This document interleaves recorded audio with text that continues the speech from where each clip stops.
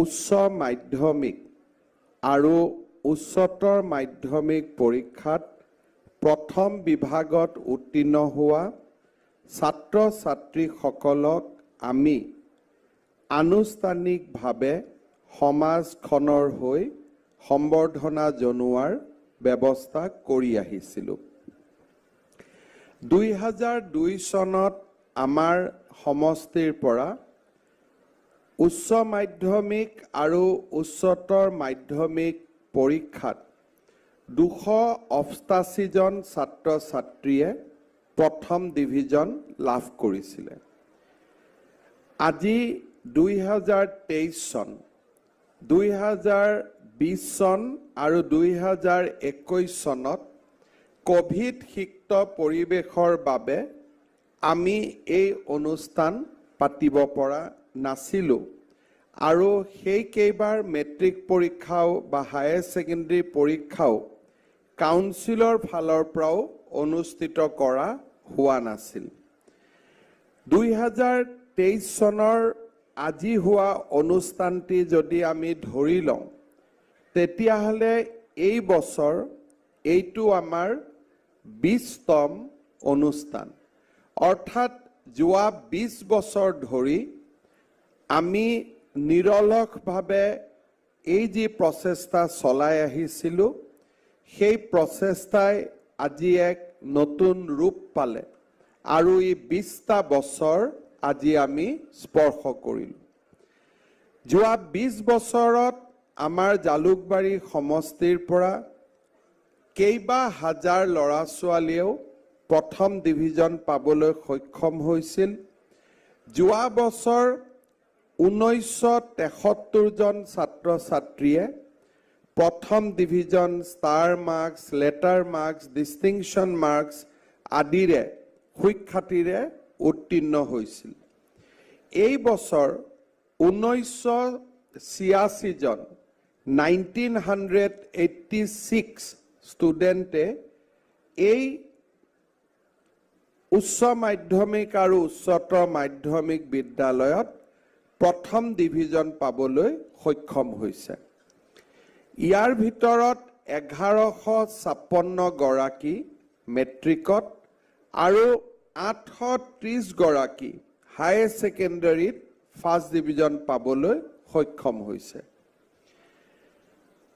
ইয়াৰ পূৰ্বতে হোৱা এটা অনুষ্ঠানত ভাষণ দি মই উল্লেখ কৰিছিলোঁ যে মেট্ৰিকত যিমান ল'ৰা ছোৱালীয়ে ফাৰ্ষ্ট ডিভিজন পায়, সিমান ল'ৰা ছোৱালীয়ে হায়াৰ ছেকেণ্ডাৰীত ফাৰ্ষ্ট ডিভিজন কিয় পাব নোৱাৰে। অৰ্থাৎ মেট্ৰিক পৰীক্ষালৈকে আমি যি সুখ্যাতিৰে উত্তীৰ্ণ হওঁ, পঢ়া শুনা নিয়মিতভাৱে কৰোঁ, ঘৰত পিতৃ মাতৃয়ে দেখুৱাই দিয়া পথেৰে আমি আগবাঢ়ি যাওঁ, পিছৰ 2টা বছৰত কলেজত যোৱাৰ পিছত আমি ক'ৰবাত কক্ষচ্যুত হওঁ নেকি, লক্ষ্যচ্যুত হওঁ নেকি, লক্ষ্যভ্ৰষ্ট হওঁ নেকি।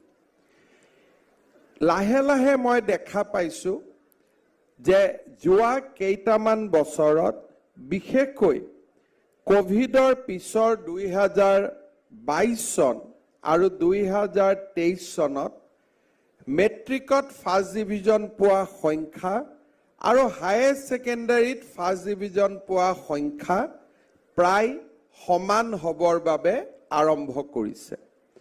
যোৱা বছৰ 1042 গৰাকী ল'ৰা ছোৱালীয়ে যদি মেট্ৰিকত ফাৰ্ষ্ট ডিভিজন পাইছিলে, ঠিক সেই ধৰণে 931 গৰাকী ছাত্ৰ ছাত্ৰীয়ে হায়াৰ ছেকেণ্ডাৰীটো ফাৰ্ষ্ট ডিভিজন পাবলৈ সক্ষম হৈছিলে।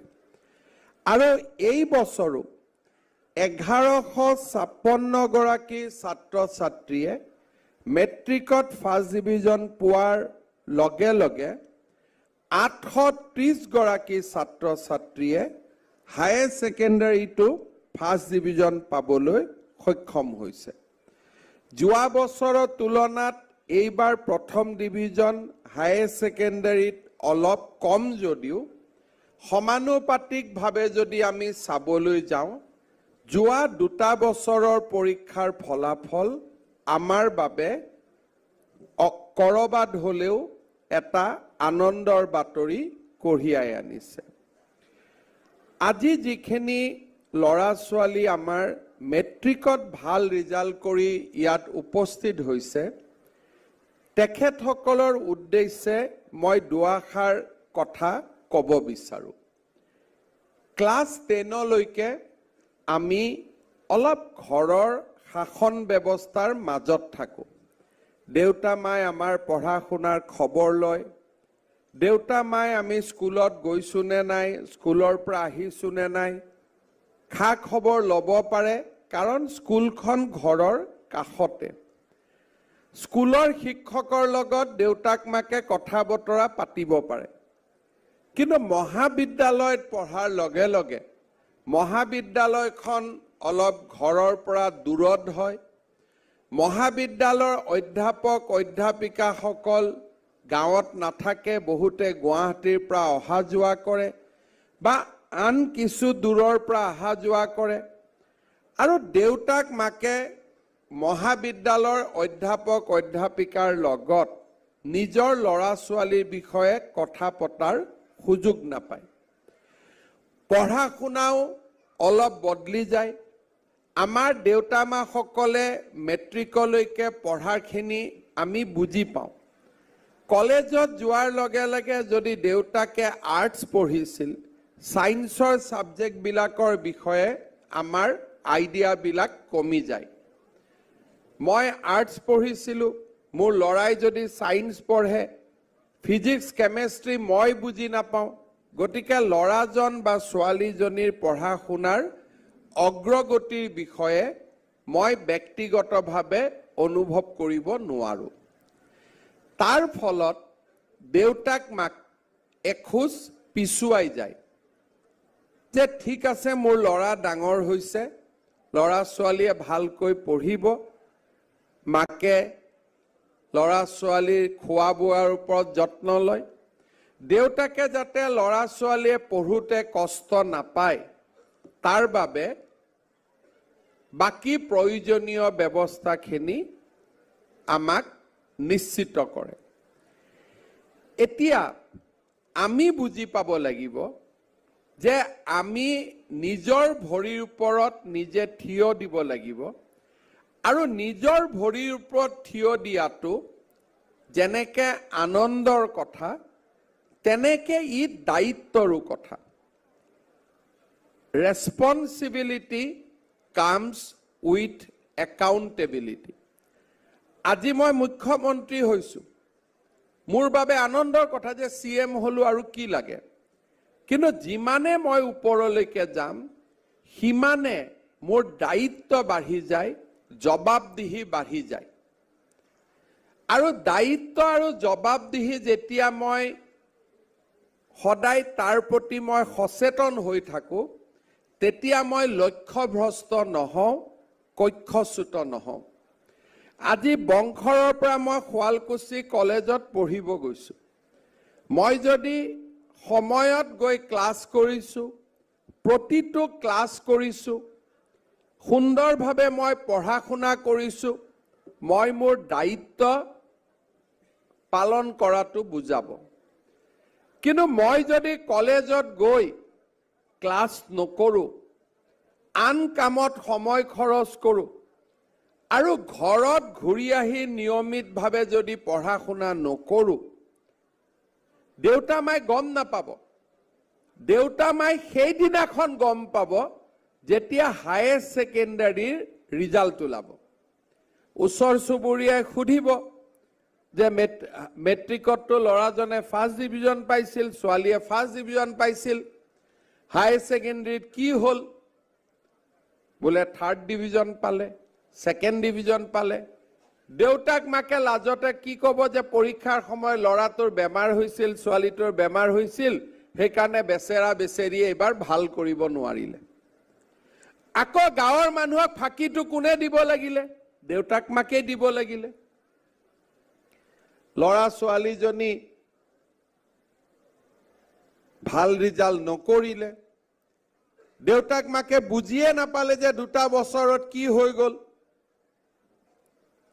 সেই কাৰণে আমি যে ডাঙৰ হলো, কলেজত গলো, আমি যদি দায়িত্বৰ ওপৰত আমাৰ যদি সম্যক জ্ঞান নাথাকে, তেতিয়াহ'লে আমি লক্ষ্যভ্ৰষ্ট হ'ম, কক্ষচ্যুত হ'ম। আৰু এবাৰ যদি লক্ষ্যৰ পৰা আঁতৰি যাওঁ, 18-19 বছৰত আকৌ লক্ষ্যলৈকে উভতি অহাটো খুব টান কাম। মই নিজে দেখিছোঁ মোৰ এই সুদীৰ্ঘ জীৱনকালত, যদি এবাৰ ল'ৰা ছোৱালী কৰবাত বেয়া হ'ল, ৰাস্তাৰ পৰা আঁতৰিলে, উভতাই আনাটো দেউতাক মাকৰ বাবে খুব কষ্ট। আৰু এটা সময়ত দেউতাক মাকে হাত দাঙি দিবলগীয়া হয়। মই বিচাৰো যে আমাৰ জালুকবাৰী সমষ্টিয়ে হওক, অসমৰ ছাত্ৰ সমাজ হওক, তেওঁলোক যাতে লক্ষ্যভ্ৰষ্ট নহয়, কক্ষচ্যুত নহয়। যোনে মেট্ৰিকত ফাৰ্ষ্ট ডিভিজন পাইছিল, তেওঁ হায়াৰ ছেকেণ্ডেৰীত ফাৰ্ষ্ট ডিভিজন পাব। যোনে মেট্ৰিকত ছেকেণ্ড ডিভিজন পাইছিল, তেওঁ হায়াৰ ছেকেণ্ডেৰীত ফাৰ্ষ্ট ডিভিজন পাব। কিন্তু মেট্ৰিকত ফাৰ্ষ্ট ডিভিজন পোৱাজনে কেতিয়াও হায়াৰ ছেকেণ্ডাৰীত ছেকেণ্ড ডিভিজন পাব নোৱাৰিব। বহুত ছোৱালী আছে, কলেজত গৈ ভাল লাগে ল'ৰাৰ বাইকত উঠিবৰ কাৰণে। বহুত ল'ৰা আছে, ছোৱালীক বাইকত উঠাই ভাল পাব। কিন্তু যদি ছোৱালীকে বাইকত উঠাব লাগে, মোৰ মাক উঠালে হ'ল, মোৰ বাইদেউক উঠালে হ'ল, মোৰ ভণ্টিক উঠালে হ'ল। যদি ল'ৰায়ে উঠাব মন আছে, নিজৰ ভনীয়েকক উঠালে হ'ল। বাকী যাৰ মোৰ মনৰ পচন্দৰ মানুহক মই উঠাব লাগে, দেউতা মাৰ লোৱা পইচাৰি বাইকৰ তেল ভৰাই নহয়, নিজৰ চাকৰি কৰাৰ পিছত, নিজে কিবা কৰাৰ পিছত নিজৰ পইচাৰে আমি যাক উঠাওঁ, তাত আমাৰ কাৰো আপত্তি নাই।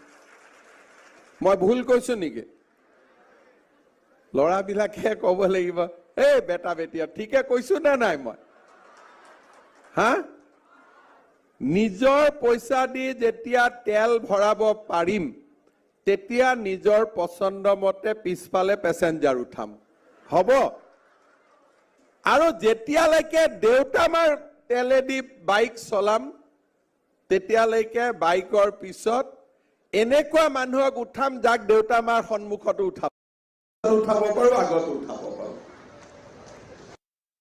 মই ধেমালিত কৈছো, কিন্তু ইয়াৰ কথাখিনি ৰাতি গৈ যদি অলপ চিন্তা কৰো, তেতিয়া জীৱনৰ বহু প্ৰশ্নৰ উত্তৰ আমি পাই যাম।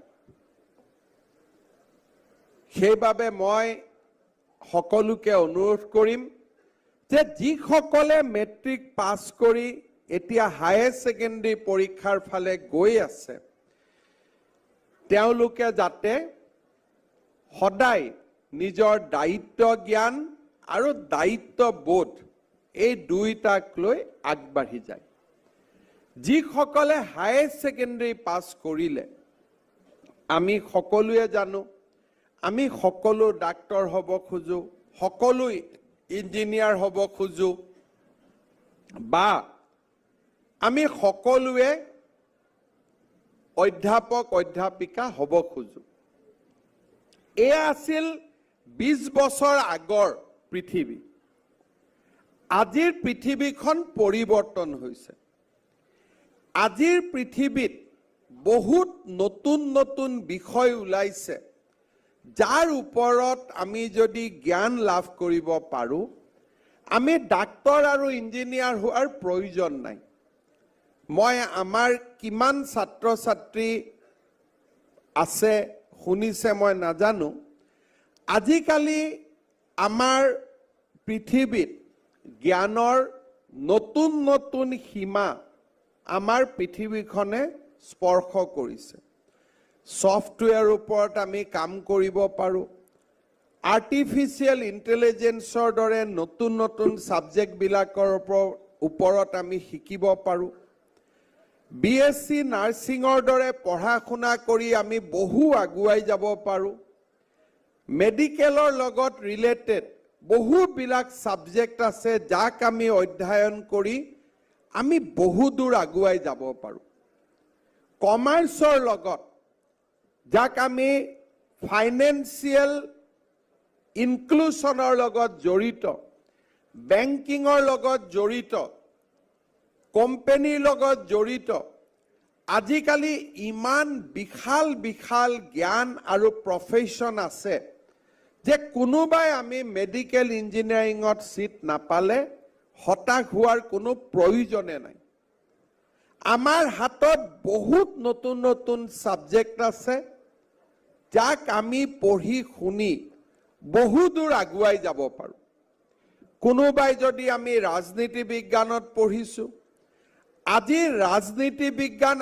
আগৰ ৰাজনীতি বিজ্ঞান হৈ থকা নাই ৰাজনীতি বিজ্ঞানৰ লগত নতুন শিক্ষানীতিত আমি আৰু যেতিয়া নতুন নতুন সাবজেক্ট আমি পঢ়িব পাৰিম কোনোবাই যদি পলিটিক্যাল সায়েন্সৰ লগত ষ্টেটিষ্টিক্স পঢ়ে তেতিয়াহলে দেশৰ সমগ্ৰ ৰাজনৈতিক গতিবিধিৰ লগত জড়িত বহুত প্ৰফেশন আজি আমাৰ সন্মুখত দেখা দিয়ে ইকনমিক্স আৰু ষ্টেটিষ্টিক্স যেতিয়া আমি একেলগে পঢ়িব পাৰোঁ তেতিয়াহলে আমি বহুত বেছি কোম্পানী জাদিৰ বহুত ব্যৱস্থা মাৰ্কেট এনালাইসিসৰ পৰা নতুন নতুন বজাৰৰ পৰা ট্ৰেন্ড কি হ'ব আগলৈ গৈ কি হ'ব বহুত কথা আমি বুজিব পাৰোঁ হায়াৰ সেকেন্ডাৰী সায়েন্সত পাস কৰা প্ৰতিজন লৰাই বেসিক সফটওয়্যাৰৰ ওপৰত জ্ঞান আহৰণ কৰি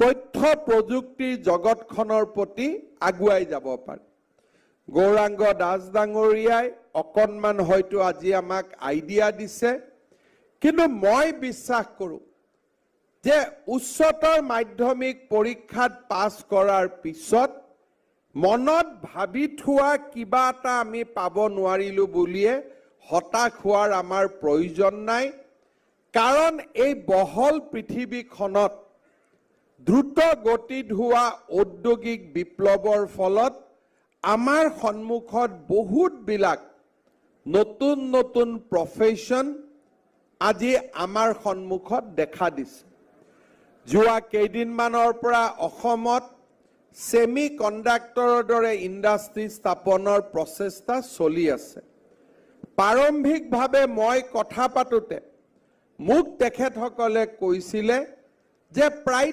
10,000 হায়াৰ সেকেন্ডাৰী সায়েন্সত পাস কৰা লৰা ছোৱালীক যদি অসমত এই ধৰণৰ উদ্যোগ আহে এই ধৰণৰ উদ্যোগৰ বাবে প্ৰয়োজন হ'ব এতিয়া আজিলৈকে হয়তো আমি স্কুলত সেমি কণ্ডাক্টৰৰ বিষয়ে শুনাও নাই কিন্তু পৃথিৱীখন ইমান আগুৱাই গৈছে যে কাণ আৰু চকু আমি যদি ঠিক কৰি ৰাখো তেতিয়াহলে এই পৃথিৱী এতিয়া হতাশাৰ পৃথিৱী নহয় এই পৃথিৱী হৈছে আশাৰ পৃথিৱী কেতিয়াবা কেতিয়াবা মোক লৰা ছোৱালীয়ে কয় যে দাদা মই হতাশ হৈ গৈছো হতাশ কিয় হ'ব লগা হ'ল হতাশ এই কাৰণে আমি হ'ব লগা হয় যে আমি ধৰি থম যে মই এইটোৱে কাম আমি কৰিম কিন্তু তাতকৈও যে ভাল কাম আছে তাতকৈও যে ডাঙৰ কামেৰে আমি একোজন সফল ব্যক্তি হ'ব পাৰোঁ তাৰ বিষয়ে আমি চিন্তা কৰাৰ আমাৰ অৱকাশ নাই কোনোবাই মেডিকেলত সিট নাপালে হতাশ হয় কিন্তু মেডিকেলত সিট নোপোৱা ল'ৰাজনেও মলিকুলাৰ বায়োলজি আদি পঢ়ি তেওঁ যে ডক্টৰে কি ঔষধ লিখিব তাক নিৰ্ধাৰণ কৰিব পাৰে ডক্টৰৰ ওপৰতো যে সুপাৰ ডক্টৰ হ'ব পাৰে সেই ধৰণৰ জিজ্ঞাসা আমাৰ মনত থাকিব লাগিব এই পৃথিৱীখন হতাশাৰ পৃথিৱী নহয় যুগ যুগ ধৰি একোজন মানুহৰ সাধনাৰে পৃথিৱীখন আজি এই অৱস্থা আহি পৰিছে যদি আইনষ্টাইন হতাশ হৈ গ'লহেঁতেন মানুহে বিজ্ঞান দেখা নাপালেহেঁতেন যদি শচীন তেণ্ডুলকাৰ হতাশ হৈ গ'লহেঁতেন মানুহে ক্ৰিকেট দেখা নাপালেহেঁতেন, যদি নৰেন্দ্ৰ মোদী হতাশ হৈ গ'লহেঁতেন, মানুহে এই নতুন ভাৰতখন দেখা নাপালেহেঁতেন। হতাশা আমাৰ শত্ৰু, আশা আমাৰ বন্ধু, পৰিশ্ৰম আমাৰ বন্ধু, কঠোৰ সাধনা আমাৰ জীৱনৰ সংগী। আমাৰ অসমত বহুত সুবিধা হৈছে। আজি আমাৰ চাওঁতে অসমত প্ৰতি বছৰে একোখন নতুন মেডিকেল কলেজ আৰম্ভ হৈছে। আমি যেতিয়া কলেজত পঢ়িছিলোঁ, অসমৰ ল'ৰা ছোৱালীৰ বাবে 200টা মেডিকেল সিট আছিল। আজি অসমৰ ল'ৰা ছোৱালীৰ বাবে 1200টা মেডিকেল সিট হৈছে। আগত যদি হতাশা আছিল, প্ৰতিটো বছৰে আমাৰ জীৱনলৈ আশা কঢ়িয়াই আনে। এই বছৰ অসমত তিনিচুকীয়াত মেডিকেল কলেজ হ'ব, অহা বছৰ বঙাইগাঁৱত মেডিকেল কলেজ হ'ব, গুৱাহাটীৰ দ্বিতীয়খন মেডিকেল কলেজ হ'ব। সময় আগবাঢ়ি যোৱাৰ লগে লগে সুবিধা বৃদ্ধি পাইছে। যেতিয়া হতাশাৰ পৰিৱৰ্তে আমাৰ মনত আশাই ক্ৰিয়া কৰি থাকিব, আমি আমাৰ পথ বিচাৰি পাম। আৰু সেইবাবে মই উচ্চতৰ মাধ্যমিক পৰীক্ষাত উত্তীৰ্ণ হোৱা সকলোকে নিজৰ লক্ষ্য পথত অবিচলিতভাৱে থিয় হৈ আশাৰ এটা মন বুকুত বান্ধি আগবাঢ়ি যাবৰ বাবে মই পুনৰ এবাৰ সকলোকে অনুৰোধ কৰিম। জালুকবাৰী সমষ্টিৰ প্ৰতিগৰাকী ছাত্ৰ ছাত্ৰীৰ কৃতিত্বই ব্যক্তিগতভাৱেও আমাক আনন্দিত কৰে। আজি জীৱনৰ এক সুদীৰ্ঘ কাল জালুকবাৰী সমষ্টিৰ মাটি, পানী, বায়ুৰ লগত নিজক জড়িত কৰি এই সমষ্টিৰ প্ৰতিগৰাকী ব্যক্তিৰ সুখ দুখৰ লগত নিজক পৰিচয় কৰি সঁচাকৈয়ে মই নিজেও আনন্দিত হওঁ।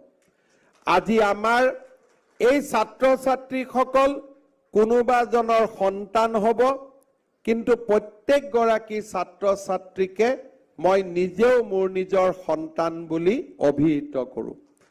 সন্তানৰ বিকাশে, সন্তানৰ সফলতাই যেনেকে নিজ পিতৃ মাতৃক গৰ্বিত কৰে, তেনেকে জালুকবাৰী সমষ্টিৰ প্ৰতিগৰাকী ছাত্ৰ ছাত্ৰীৰ কৃতিত্বই আমাকো ব্যক্তিগতভাৱে গৰ্বিত কৰে। আজিৰ এই দিনটোত মই পুনৰ এবাৰ আমাৰ জালুকবাৰী সমষ্টিৰ প্ৰতিগৰাকী ছাত্ৰ ছাত্ৰীক মই অভিনন্দন জনাইছোঁ, জীৱনৰ বাটত আগবাঢ়ি যাবলৈ আশীৰ্বাদ কৰিছোঁ আৰু তেখেতসকলৰ গৌৰৱী পিতৃ মাতৃক মই পুনৰ এবাৰ ধন্যবাদ আৰু অভিনন্দন জনাইছোঁ। প্ৰতি বছৰে জালুকবাৰী সমষ্টিৰ সুখ্যাতিৰে উত্তীৰ্ণ হোৱা ছাত্ৰ ছাত্ৰীৰ বাবে প্ৰস্তুত কৰা অভিনন্দন পত্ৰখন মই পাঠ কৰোঁ আৰু আজিও সেই পত্ৰখন পাঠ কৰি তোমালোকক মই অভিনন্দন জনাব খুজিছোঁ। হে স্নেহভাজন, সদ্য ঘোষিত হাইস্কুল শিক্ষান্ত পৰীক্ষা আৰু উচ্চতৰ মাধ্যমিক পৰীক্ষাত তুমি যি সফলতা অৰ্জন কৰিলা, সি আমাৰ সমাজ আৰু জাতিৰ বাবে অত্যন্ত গৌৰৱৰ বিষয়। তুমি অৰ্জন কৰা বিৰল কৃতিত্বই আমাক গভীৰভাৱে উদ্বুদ্ধ কৰিছে। তোমাৰ সাধনাৰ এই প্ৰাপ্তি, পৰিশ্ৰমৰ এই স্বীকৃতিয়ে সমাজৰ সকলোকে নিবিড়ভাৱে স্পৰ্শ কৰিছে।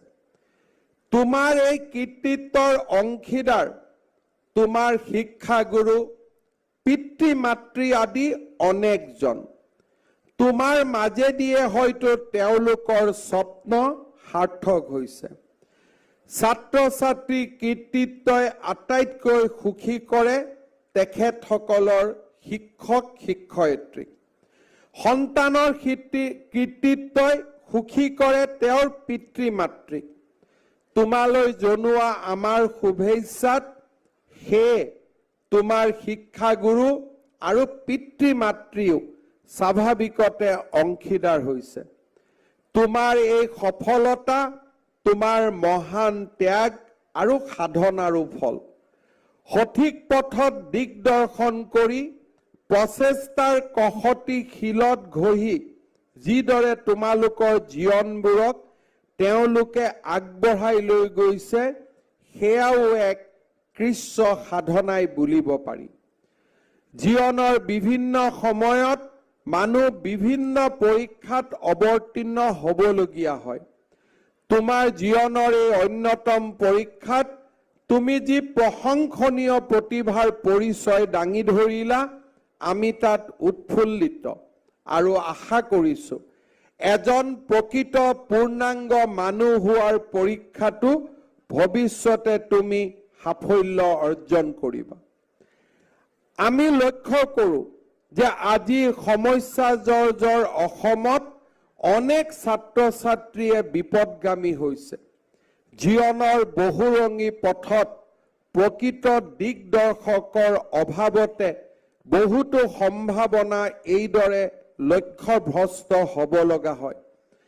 আমি আশা কৰিম তোমাৰ সফলতা আৰু পাৰদৰ্শিতা সেইসকল নতুনৰ পথ প্ৰদৰ্শক হওক। তোমাৰ অন্তৰত চিৰদিন অনুসন্ধিৎসাৰ নিৰ্মল বন্তিগছিত জ্বলি ৰওক। তাৰ পোহৰত দীপ্ত হৈ উঠক তোমাৰ ভৱিষ্যত, তোমাৰ চৌদিশৰ সমাজ আৰু সেই সমাজৰ বিভিন্নজন। আকৌ এবাৰ মই আটাইকে ধন্যবাদ, কৃতজ্ঞতা আৰু অভিনন্দন জনাইছো। এই সম্বৰ্ধনা অনুষ্ঠানৰ লগতে ৰজিতা খুৱাই আজি আমি এই বংশৰ গণমৌ পঞ্চায়তৰ ৰাইজৰ বাবে বংশৰৰ মিনি ষ্টেডিয়ামখনৰো আধাৰশিলা স্থাপন কৰি নিৰ্মাণৰ কামৰ আজি আমি শুভাৰম্ভ কৰিছোঁ। এই মিনি ষ্টেডিয়ামখন নিৰ্মাণৰ বাবে অসম চৰকাৰে 12 কোটি টকা খৰচ কৰিব। এই ষ্টেডিয়ামখন 11 বিঘা মাটিত নিৰ্মাণ হ'ব। 500 দৰ্শকে খেল উপভোগ কৰাৰ বাবে পেভিলিয়ন আৰু গেলাৰী থাকিব। পানী নিষ্কাশনৰ ব্যৱস্থাৰ সৈতে এখন ফুটবল ফিল্ড থাকিব। ভলীবল কোৰ্ট 2খন থাকিব আৰু এই অঞ্চলৰ ৰাইজৰ বাবে আমি আজবাব আৰু ক্ৰীড়া সামগ্ৰীও এই ষ্টেডিয়ামখনত যোগান ধৰিম। পেভিলিয়নটোৰ জৰিয়তে আমি এটা ভৱিষ্যতৰ দিনত স্পৰ্টছ একাডেমি এটাও নিশ্চয় ইয়াতে নিৰ্মাণ কৰিব পাৰিম। ইয়াত পোহৰ দিবৰ বাবে আমি 4টা আলোকস্তম্ভ লগোৱাম বা আমাৰ যি পোহৰৰ বাবে 4টা আমি আলোকস্তম্ভৰ ব্যৱস্থা কৰিম আৰু ভৱিষ্যতৰ দিনত কেতিয়াবা প্ৰয়োজন হ'লে আমি ইয়াত ফ্লাড লাইটিঙৰো ব্যৱস্থা কৰিব পাৰিম। শ্ৰদ্ধাৰ ৰাইজ, শুৱালকুছিৰ ষ্টেডিয়াম আমাৰ নিৰ্মাণৰ কাম প্ৰায় শেষ পৰ্যায়ত আছে। ইতিমধ্যেই আমাৰ ছাত্ৰ ছাত্ৰীসকলে তাত খেলা ধূলা আৰম্ভ কৰিছে। কিছুদিনৰ ভিতৰতে আমিন গাঁৱতো আৰু এটা সুবিশাল ষ্টেডিয়ামৰ নিৰ্মাণৰ কাম আৰম্ভ হ'ব। বংশৰৰ ষ্টেডিয়ামৰ লগে লগে আমাৰ জালুকবাৰী সমষ্টিত খেলা ধূলাৰ এটা সুন্দৰ পৰিৱেশ নিৰ্মাণ হ'ব। অহা কেইটামান মাহত শুৱালকুছি আৰু পলাশবাৰীৰ মাজত নিৰ্মাণ হ'বলগীয়া দলংখনে আমাৰ এই অঞ্চলৰ সমগ্ৰ জীৱন যাত্ৰাক এক পৰিৱৰ্তনৰ ফালে লৈ যাব। এই অঞ্চলত আৰম্ভ হোৱা শুৱালকুছি শিঙিমাৰী ৰাস্তাই হওক বা হাজোলৈকে আৰম্ভ হোৱা অসমমালাৰ ৰাস্তাই আমাৰ এই অঞ্চলৰ অৰ্থনৈতিক জীৱন আৰু মাটি বাৰীৰ মূল্য বহু ধৰণে বৃদ্ধি কৰিছে। মই আশা কৰোঁ জালুকবাৰী সমষ্টিৰ উন্নয়নৰ এই দিগ্বিজয় যাত্ৰা সদায় অব্যাহত থাকিব আৰু বহু সময়ত আমাৰ ৰাইজে মোক কেতিয়াবা সোধে যে দাদা সমষ্টিৰ পৰিৱৰ্তন হ'ল আমাৰ কি হ'ব? মই সদায় উত্তৰ দিওঁ আগতে যি হৈ আছিল এতিয়াও তাকেই হৈ থাকিব আৰু ভৱিষ্যতেও তাকেই হৈ থাকিব। আমি আমাৰ নিৰ্দিষ্ট লক্ষ্যলৈ আমি সদায় আগবাঢ়ি গৈ থাকিম। শ্ৰদ্ধাৰ ৰাইজ, আজিৰ এই অনুষ্ঠানত প্ৰায় 2000 ছাত্ৰ ছাত্ৰীক সম্বৰ্ধনা জনোৱা হ'ব। মই ডিব্ৰুগড়লৈ যাবলগীয়া বাবে মই বহু দেৰি আপোনালোকৰ মাজত থাকিব নোৱাৰিম, কিন্তু আন সকলো আপোনালোকৰ লগত উপস্থিত থাকি এজন এজনকৈ ছাত্ৰ ছাত্ৰীৰ হাতত পুৰস্কাৰ তুলি দিব। মই আমাৰ জালুকবাৰী সমষ্টিৰ সকলো ৰাইজকে মই যোৱাৰ পিছতো এই অনুষ্ঠানত উপস্থিত থাকি এই অনুষ্ঠানটি সুন্দৰভাৱে সমাপ্ত কৰাত সহযোগিতা কৰাৰ বাবে